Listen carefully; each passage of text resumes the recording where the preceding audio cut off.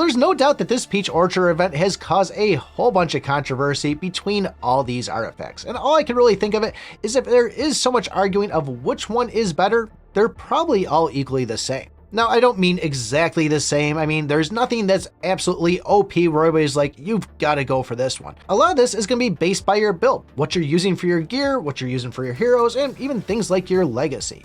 But I'd probably say just for now, focus on the basics of it, of going like we've always done, making sure you get all these things unlocked for the passive stats. Now we still have 5 days left on this, so I'm going to try to make a video in the next 3 days, each day just going over one of these artifacts. But as far as what you should exchange in this event, these 3 artifacts are going to be kind of the big thing you want to grab.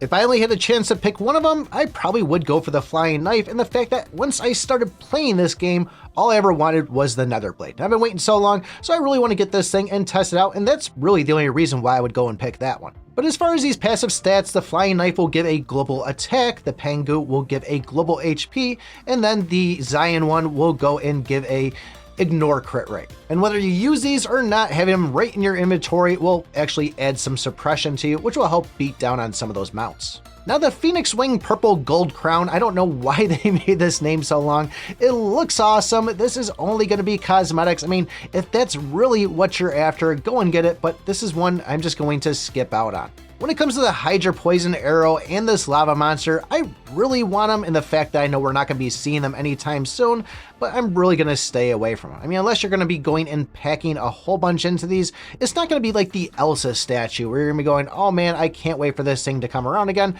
And with having 3 new artifacts in here, it doesn't make sense to go and put 5 of these things in.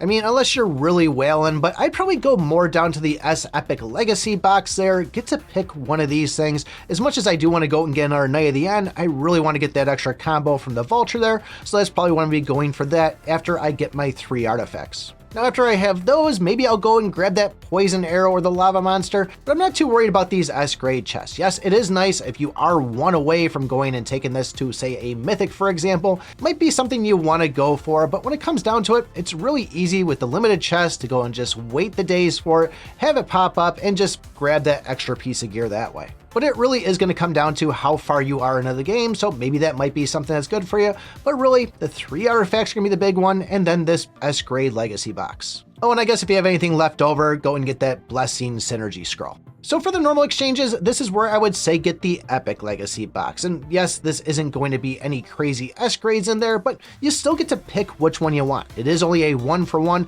but this could really help out on getting your brand up to the next rarity there and just give you a little bit more of that percentage upgrade. The random hero box, I'm only going to get it because I have so much currency, but really, if it came down to it, I would stay away from these things. I never get good luck on these. I mean, it is a 1 in 8 chance, but I have so many of these pirates that it's not even funny. Anytime I get one, it's almost guaranteed I'm going to grab that. If you do look at the actual image there, it does look like everything's pretty fair, like it's 50-50 because they all say 12.5%, but if you look up top, there's a 75% of getting a normal one and a 25% of getting an S-grade one. And not even certain if that S-grade is going to be one that you'll actually use. Now, I used to get a lot of talk back on this one here, which is okay. I understand I'm a lot further in game than other people are, and I always say these lucky silver coins are something you should go for. Yes, at first, these coins, they come crazy to you. They're not a problem at all, but eventually you get to a point where it's like, man, I cannot get these things worth my life, and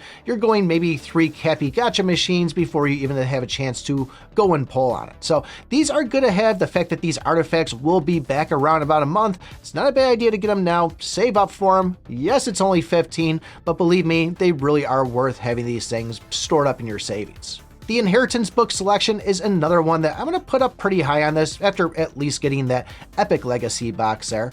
But this is something that now we can go and move our stuff around on these brands.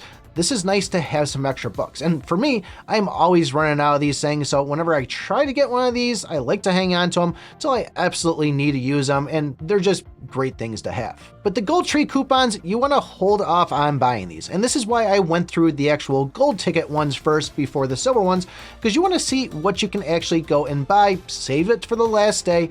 If you don't have enough or something, see if getting an extra 500 with these right here will actually do you any good. The last thing you want to do is go and spend 6,600 of these tickets to find out that you just bought 500 and you still can't purchase anything with them. Now, as far as the rest of this stuff will come down to, once again, where you are in the game. And I do like these wishing scrolls here. I'm going to pick those up. Nothing I like more than going over, filling that meter on it, trying to get new stuff, and hopefully getting some better heroes. The legendary keys, those are one I'm probably going to get because I don't have all my stuff at Mythic +4. If you do have yours, probably not a good way to go on this. And that's where you might actually want to go for the Everstones. Now, these are something I don't recommend to beginner players or mid players because when it comes down to it, you're probably going to get to the next level pretty soon and you're not going to really need these things. Yes, it is nice to kind of go through, but I burned up so many of these things just trying to reroll the stats that if I would have just gone and refreshed it the next time the growth event came around, I probably would have been better off that way. But never a bad idea to hang on to them until you get to those Arcana stats, but that last stretch there, it definitely takes a bunch, so you're going to be a long time before you see that. The elite packs, those are pretty cheap. I'd say grab all 3 of those if you can. And right now I've got the mount event going on, so I did purchase some of these just to kind of go and take it up to the next round there. Same thing with the hammers, those are good, but what I'm actually going to focus on is this meteoric iron. The fact that I have so many collectibles that I can't even upgrade because I'm lacking on this stuff, I'm going to go and dump a bunch into these things and just see how much I can gear myself up. And I really would suggest that you go through, see how many duplicate copies you have. Can you take a bunch of them up? And it might not be a bad idea to get these because we don't really see these things that often, or at least an amount like this to grab. So that might be something you want to do. But like I said, I'm going to be picking up all 3 of these artifacts. We'll make a video every day going up towards the end here. So if you want to know how good these things are, what they pair up with, and if it's something you should go for, just hold off a couple of days before you go and get them. If you want to get a whole bunch of this currency and know the best time to sell on these, take a look at this video right here. Thanks for watching, and remember, I pick my butt.